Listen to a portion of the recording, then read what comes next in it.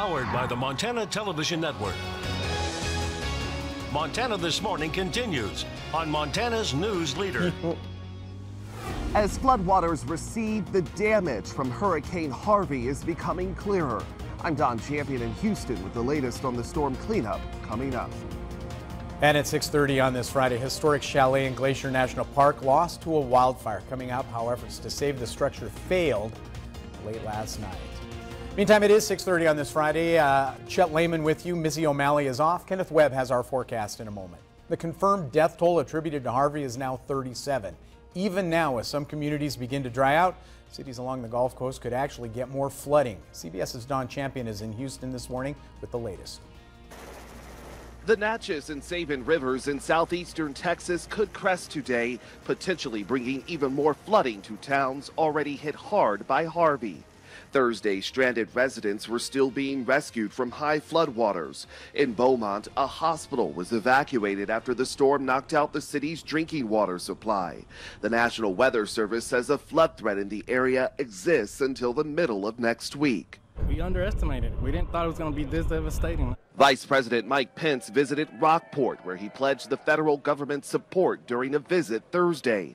While up north in Houston, the mayor insisted the city has turned a corner. The city of Houston, and let me just speak into all of the cameras, the city of Houston is open for business. And quite frankly, we open for business right now. Okay. Here in Harris County, which includes Houston, officials say 70% of the land here was covered by at least 1.5 feet of water. Most of it could recede by the end of the weekend. Firefighters in the city are now going house by house looking for victims and stranded survivors. Some residents are also returning home. We're out of here. Pretty sure my wife's from San Antonio, and she doesn't want to go through this anymore, and we're done. Several refineries around Houston are still out of commission because of the storm. Some experts predict that could raise gas prices by another 40 cents per gallon over the next several weeks. Don Champion, CBS News, Houston. Now, President Trump, who pledged $1 million of his own money to relief efforts, is tomorrow making his second visit to Texas since that storm began down there. So, continued coverage of that back here at home. Things have backed off a little bit. We had virtually all the state yesterday under red flag warnings. Today, not nearly as many. No, not nearly at all. That's good. Which is awesome. Southwest Montana, no red flag warnings for today. We do have red flag warnings, though, for Marr County, Lewis, and Clark County, and moving up towards the high line due to some gusty winds and low relative humidities. And we're going to be watching a ridge of high pressure moving off towards the east, but today we're going to be dealing with warm and dry weather throughout the afternoon. Do expect to see some still poor air quality alerts in and around Silverboe County, moving up towards the northwest part of the Treasure State. Here's a current look at your local air quality. Unhealthy for sensitive groups for Bozeman, moderate for Butte, Dillon, and West Yellowstone. It is still a little chilly, 30s, 40s, and even low 50s, so a light jacket is needed as you head on outside today. We'll warm up into the mid to upper 80s for Bozeman. Butte will see the mid 80s this afternoon with smoke and haze. Coming up, I'll show you your full storm tracker forecast in just a little bit. Chet.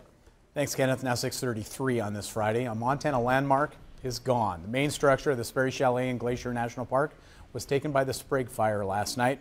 Fire has been burning on the east side of Lake McDonald since August 10th. Winds yesterday pushed the fire to the east, creating an uncontrollable burn that took the structure. After 6 p.m. tonight, we were notified by the team of firefighters that were stationed at the Sperry Chalet that the main chalet building had been lost from the fire. Over the course of the last 7 to 8 days, they have installed an extensive hose lay, sprinkler, and pump system in the chalet area. We felt that it was defensible, and the fire conditions today just were very extreme. Again, 5 firefighters battling that fire, currently safe or still in the chalet, are actively fighting a fire in an attempt to protect the 4 remaining structures. That blaze grew 500 acres alone on Wednesday night. Now, the largest growth in the fire has seen since it began. 5 firefighters stationed there are the only ones who were able to fight that fire, as it's currently too dangerous to place any additional firefighters into the Sperry area. Sperry Chalet was erected in 1913 by James J. and his son Louis Hill, who were the main developers of Glacier National Park. Chalet stood rather unchanged for more than a century and was one of the staples of Glacier National Park. I can't speak for the park, but I can speak for myself and as well and fire management team. You know, we valued the Sperry Chalet. We know it was a beloved structure and has so much history for Glacier National Park, and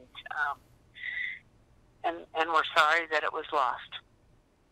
Now, the burning of the historic Sperry Chalet comes after the iconic building had served travelers in Glacier National Park's backcountry for more than a century.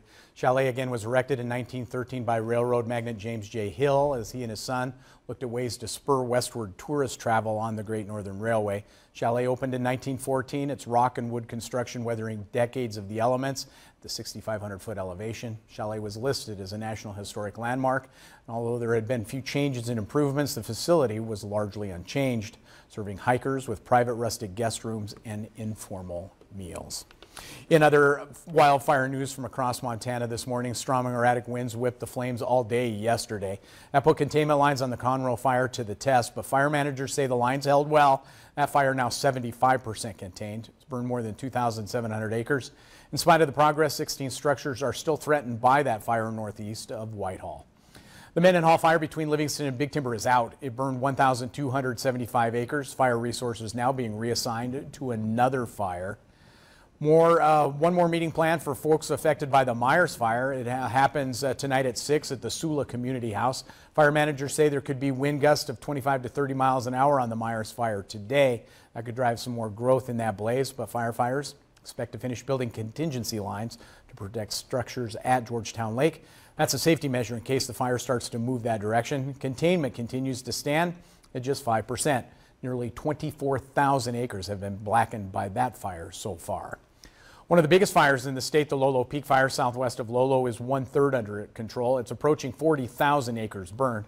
Fire officials say it's a long-duration fire with potential to reach the corridors of Highway 12 and US 93. There are 700 people working in the Lolo Peak Fire. It was started by lightning. New evacuation warning for people around the Rice Ridge fire northeast of Seeley Lake because of rapidly changing fire activity. It's just 18% contained, has already chewed through more than 33,000 acres. Shifting gears, a Butte man is recovering from a gunshot wound after being shot behind a residence at West Galena Street Thursday morning. Shooting occurred at a duplex in the 500 block of West Galena Street about 8:30 yesterday morning. Victim was taken to St. James Healthcare, was reported in critical condition. Investigators are trying to determine if that shooting was accidental or criminal in nature. There's a male at the residence and a female, as well as the individual who was shot. We are conducting interviews with them at this time, but nobody is in custody or charged at this time. Sheriff said the 43-year-old gunshot victim was in critical but stable condition at St. James Hospital. Also in the mining city, Butte police have an alleged knife attacker in custody this morning. The assault happened at the Knights of Columbus Hall on West Park Street. Butte man was cut on the arm as he tried to subdue a man who pulled a knife. Disturbance happened at a free lunch program at the Knights of Columbus again. Montana Department of Fish, Wildlife and Parks tests show that proliferative kidney disease, or PKD, that's killing whitefish in Yellowstone River once again. Numbers of dead fish continue to decline. The Fisheries Division Administrator says this year's outbreak is far less than what we saw last year. Head on over to our websites, KBZK, KXLF.com, to find out what Fish, Wildlife and Parks found and what parts of the river the disease is located during this latest monitoring floats. Also, the Bullock administration now plans to ask state agencies to cut their budget by 10% this year. These cuts would be in addition to the already $70 million reductions ordered on June 30th. But how would that affect funding for Montana State University? MSU spokesperson Tracy Ellig says the university would lose almost $5.5 million per year from its budget, a cut that could be a huge challenge. The university's focus, however, remains the same. As the university system goes through and starts to analyze this and make this decision, we are going to do it with an eye about how can we continue to take care of our students. and help them be successful and get those degrees. That's our #1 priority there. We also want to do everything we can to take care of our employees. Ellick went on to say that they are in very early stages of preparing for these budget cuts. In other news, settlement talks are underway in Washington state in a utility rate case related to Montana's Colstrip power plants. Cases requested electric rate increase in Washington by Puget Sound Energy, or PSE. Company is a partial owner of the coal-fired power plants at Colstrip in eastern Montana. Sources close to the talks tell MTN News that the proposed settlement will include language on paying for future costs from the eventual shutdown of 2 Colstrip plants. Montana is a party in the case before the Washington Utility and Transportation Commission.